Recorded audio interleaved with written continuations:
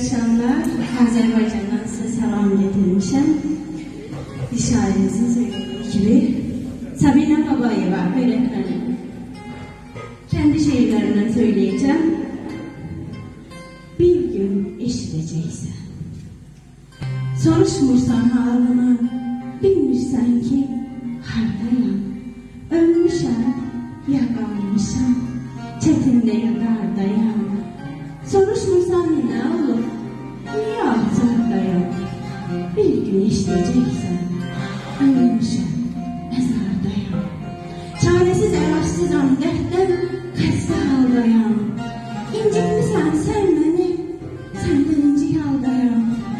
Sındırdığın qəlbimə səndən çox uzaqdayam. Ərin hayal çapar, qara torpaqda, qara torpaqda. Bir de Samsun'da Karadeniz'de yazdığım bir şiir var. Kendim o şiiri çok severim de. Ben Karadeniz anlar. Şimdi ne istiyorum biliyor musun? Karadeniz'in sahilinde olmak. Yalnız başına bağırmak istiyorum. Doya doya ağlamak istiyorum. Bağıra bağıra ağlamak istiyorum. Hıçkıra hıçkıra ağlamak istiyorum.